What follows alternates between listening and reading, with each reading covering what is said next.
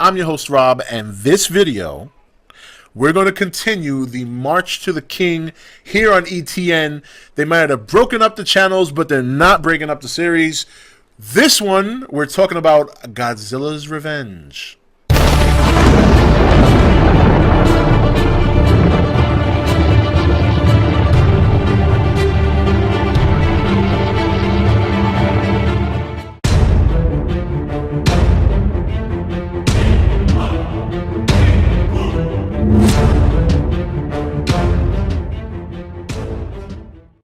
Okay, guys, welcome back. So, before I get started, for those of you who are new to the channel, this is a series that I started back on ET. Probably, God, it's got to be almost 2 months now that I started this series. But I decided to do a series leading up to the new Godzilla movie next May, where every week, once a week, I would review old Godzilla movie from beginning all the way up to the current ones. What I did was, instead of starting with Gojira and then following up with Godzilla Raids again, I actually started with Godzilla versus King Kong. That video was on ET. Unfortunately, any review I did on these movies before this one are pretty much gone now. I mean, I still have them in my hard drive, but I cannot upload them. They're semi-linked to my old channel, and it would probably not be a good idea for me to re-upload them. Very unfortunate, too. They were all doing well. Last I left off, Godzilla vs. King Kong was closing in on 5,000 views, and pretty much every other video after that was 1,000 plus.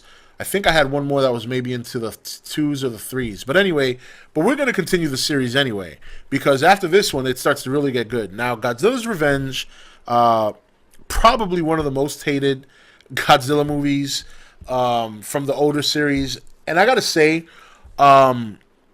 I hate Godzilla vs. the Sea Monster the most. Now that I've been looking back at some of these movies and watching them again, Godzilla vs. the Sea Monster, I feel, is clearly the #1 crappiest Godzilla movie ever made. Now, Godzilla Revenge, it's not that this makes this a good movie, but Godzilla's Revenge was aimed at children, period.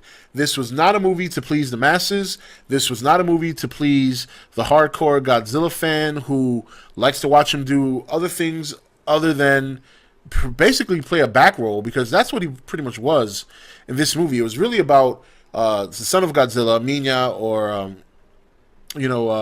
Manila, whatever you want to call him, and the little boy. And the little boy's being bullied, and he uses Monster Island and Minya as a way to help him develop some sort of bravery. He fantasizes a lot about going to Monster Island and spending time with baby Godzilla and learning from each other and basically using each other as leverage to build confidence and to build bravery to fight their own battles and protect themselves. And in its core, in and of itself, that's not a bad thing. And I think that's where you will find the charm of Godzilla's Revenge. Is it the best Godzilla movie? No. Is it even about Godzilla remotely? I personally don't think so. I think it's about sending a message to children that in life you're going to deal with bullies. Some of them will beat you up. Some of them will take your lunch money. Some of them will pick on you and call you names. But it's important to develop the bravery to, stand up for yourself. Otherwise, people are going to walk all over you. And that's not a bad message to send. I think for that purpose, this movie is fantastic.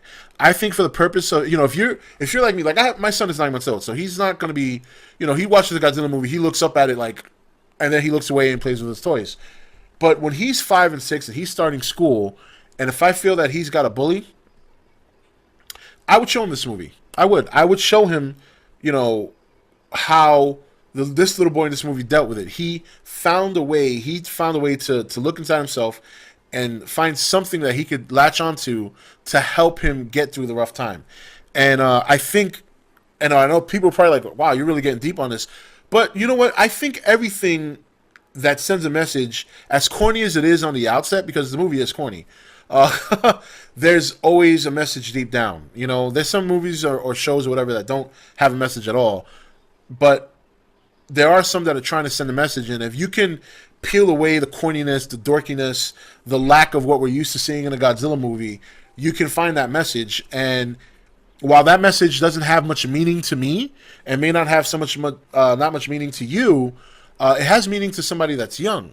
And I think that's important. I think it's important to convey that message to a child, because if you at that young age do not stand up for yourself, that's how you're going to develop throughout your life. And throughout your life, people will pick on you. Bullies don't end after school. They continue.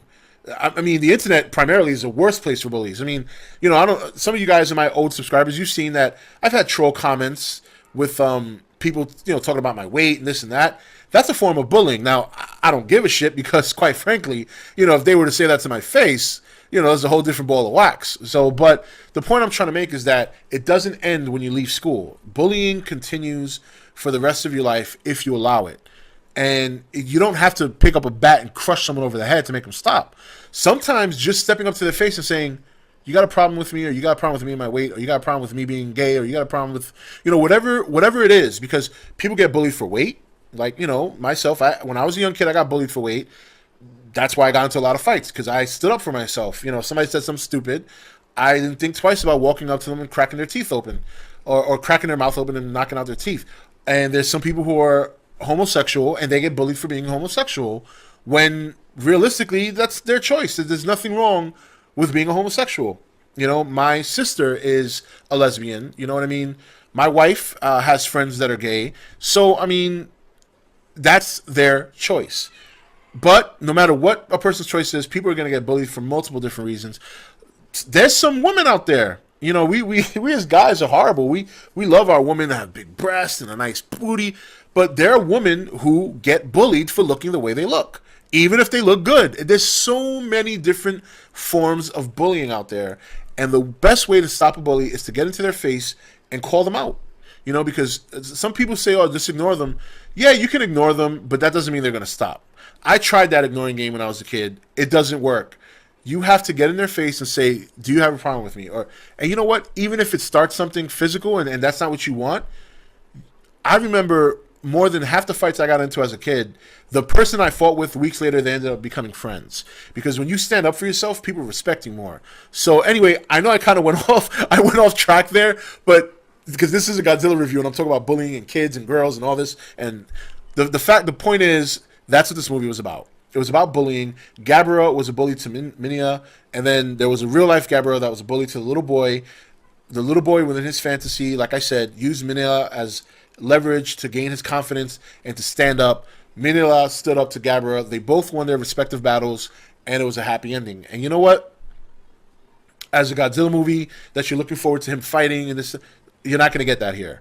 This is not what it's about. It is a very corny movie. Gabara looks like shit. He actually looks like shit. I don't mean to say that. He looks like a turd. Like, he looks like somebody bigger than Godzilla and him took a shit and Gabara came out.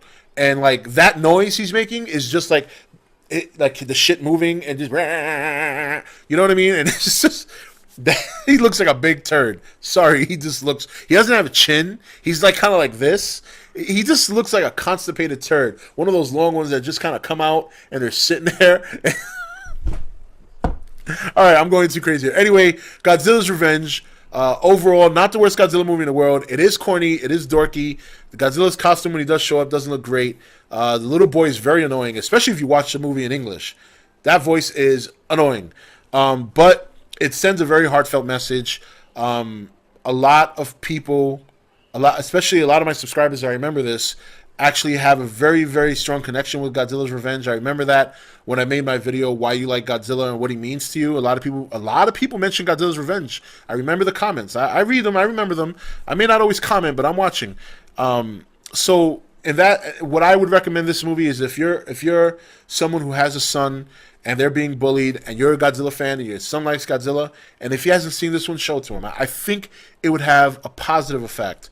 And that's it. That's all I got to say. So, let's pull up next week's Godzilla. We're going to see what we got going on for next week. That's going to wrap it up for Godzilla's Revenge. Again, like I said, it's a great, great tale for that purpose, bullying and things of that nature. But I think as a Godzilla movie in and of itself, if you're looking for him to be fighting and getting his smash on, yeah, this ain't the one to do that with. So next week's continuation of the March of the King, we are going to be doing Godzilla versus Hedorah. That's actually one of my favorites, and actually G Fan Universe, aka Daniel Bravo, did a very nice interview piece with the director and creator of that movie. If you haven't seen it, go to G Universe website. He's actually got two very good interviews there. He's got one with a cast member from the Godzilla 2014 movie, and he's also got the interview with this director who said he would like to do a sequel to Godzilla vs. Ghidorah. So that's what we're going to review next week, Godzilla vs. Ghidorah, aka Godzilla vs. the Smog Monster.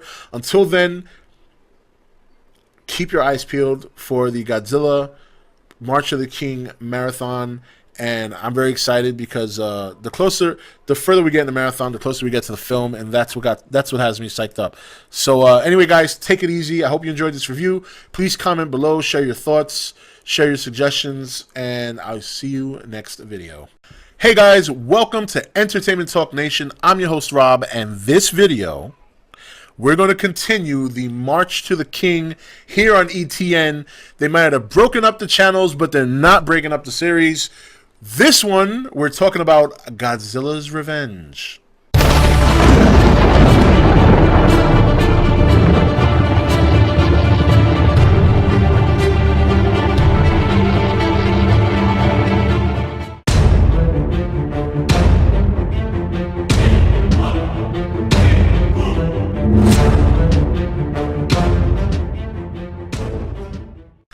Okay, guys, welcome back. So, before I get started, for those of you who are new to the channel, this is a series that I started back on ET.